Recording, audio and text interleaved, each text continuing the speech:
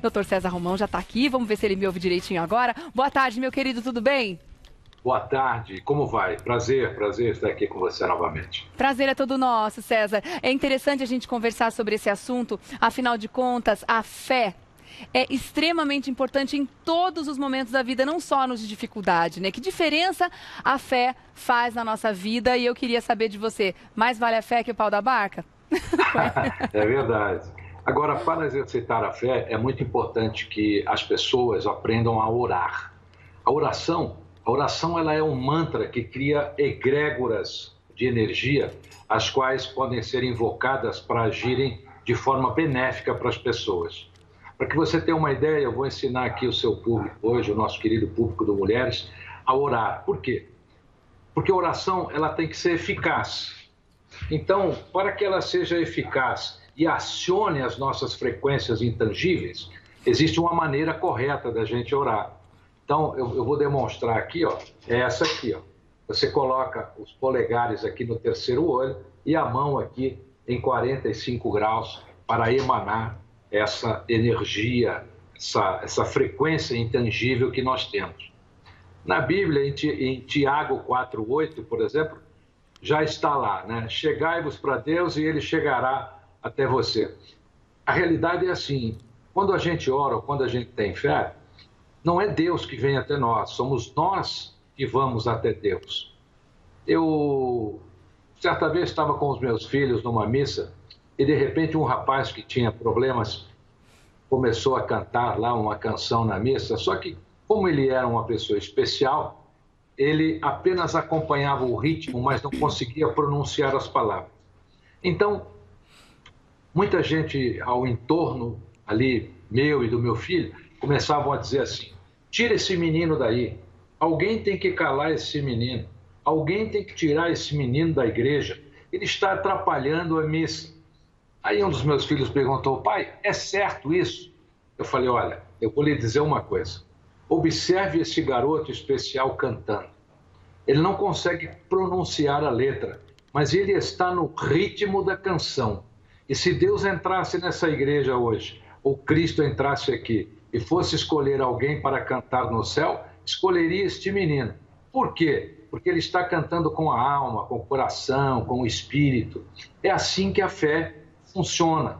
A oração, ela cria um compromisso intrínseco da pessoa com aquilo que ela deseja. E toda oração é seguida de uma promessa, né? Normalmente as pessoas, quando oram, logo fazem aí uma pequena promessa. E a oração, ela também é legal porque ela te acalma, ela te dá um sentimento assim de que você está sendo atendido, né? Uhum. E a maneira de nós retribuirmos também, quando a nossa fé, a nossa oração é atendida, é nos voltarmos para nós mesmos. Uhum. Um ponto legal também da oração da fé, mas tem muita gente que fala que não é legal orar para a imagem, mas é legal sim. Sabe por quê? A imagem em si, ela não tem poder, mas ela é um ponto de concentração. Você, quando está olhando para uma imagem da cruz, ou uma imagem do Cristo, ou uma imagem que você tem aí na sua crença, o seu cérebro está concentrado naquilo. Então você não tem outros pensamentos, você está conectado naquela oração. Tá. A oração é uma energia condutiva, né? Que nós temos o poder de emanar. Só nós, seres humanos, temos capacidade de emanar e plasmar a nossa fé na oração. Então existe uma diferença quando a gente faz uma oração, dessas orações conhecidas, quando não é uma conversa com Deus, da forma como você quer se expressar, em você simplesmente falar as palavras, né, jogar as palavras, ou de você realmente ter a intenção naquelas palavras. Enquanto você ora, enquanto você faz a sua oração, você sente e você está pensando no objetivo que aquelas palavras têm. Tem uma diferença nisso, César? Tem sim. Olha, a oração ela não substitui o seu destino. Ela abre um caminho no seu destino. Só conversar não adianta. Você tem que se preparar para orar. Não adianta você sair pelo caminho da oração achando que você está travando uma conversa com Deus.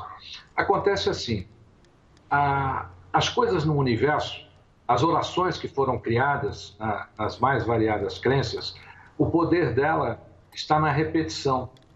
Porque quando nós repetimos, nós formamos essa egrégora de poder no universo e ela pode ser usada em benefício das pessoas. Então, a repetição das orações é que tornou essa egrégora poderosa.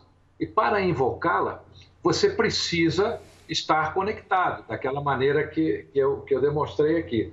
Imagine só, não adianta você orar para ganhar um jogo de futebol. Essa oração não é uma oração de frequência tangível. Não adianta você orar porque o cidadão vai praticar um assalto. Olha, eu quero orar para que o assalto seja bem sucedido. A oração não funciona assim. A oração, ela é um meio de exercitar a nossa fé.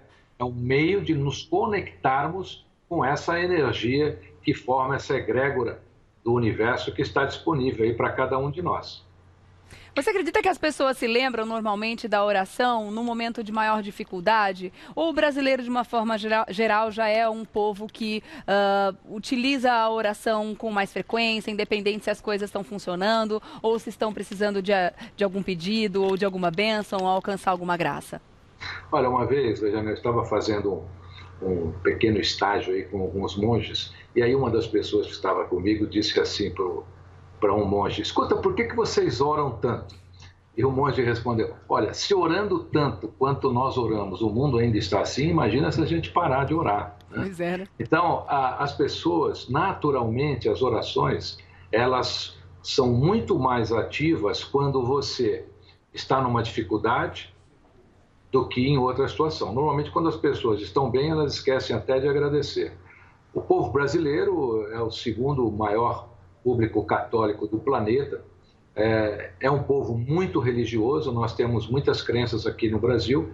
Essas crenças, todas elas são regidas por oração, por mantras que essas orações criaram. Mas eu acho que as pessoas poderiam entender que a oração não é só para a hora da dificuldade. Ela tem que fazer parte da sua vida.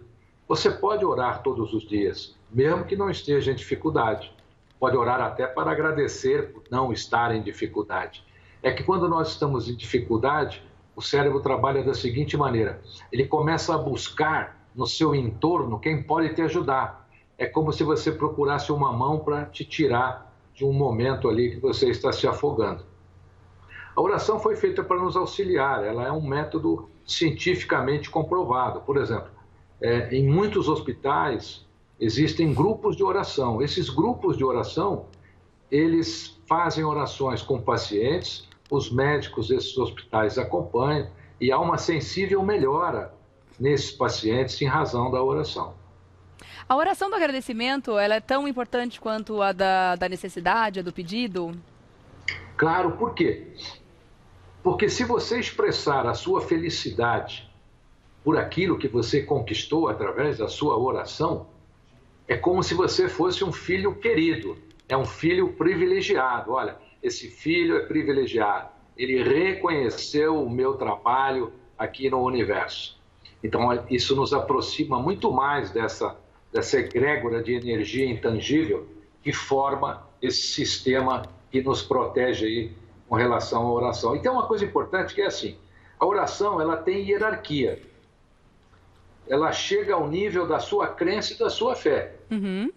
Não adianta a pessoa... Olha que interessante. Se você não tiver fé, não adianta orar. É bobagem. Não vai funcionar. Por quê? Porque a oração, ela é hierárquica. Ela funciona para quem tem crença, para quem tem fé. Porque se você funcionar, quiser fazer uma oração com o seu ego inferior, você não vai conseguir. Tá. As pessoas que oram, elas precisam ter uma crença, precisam ter uma fé. Mesmo que, se o seu desafio é tamanho 12, a sua oração também tem que ser tamanho 12. Uhum. Vai exigir mais de você. Se o seu desafio é um desafio que você precisa orar 12 dias, 13 dias, 14 dias, precisa orar 12 dias, 13 dias, 14 dias. Dependendo do tamanho da diversidade que você esteja enfrentando. Tá certo. Muito bom a gente bater esse papo. Afinal de contas, a fé é importante em todos os momentos, mas a gente pode dizer que estamos vivendo um momento agora, todos nós, em que ela é absolutamente necessária, inclusive para nos manter conscientes de tudo o que está acontecendo, com os devidos cuidados, né, César? Verdade. É muito importante que as pessoas não encarem essa reclusão social, esse momento, como uma ferida, mas sim como um curativo. Nós estamos saindo de um mundo que nós deixamos para trás agora, daqui a pouco entraremos num mundo totalmente reconfigurado e o importante é como nós vamos entrar nesse mundo. Se nós mudamos com tudo isso que está acontecendo conosco, é uma chance das pessoas mudarem, é uma chance das pessoas reaverem os seus princípios, os seus valores. O que são princípios, o que são valores?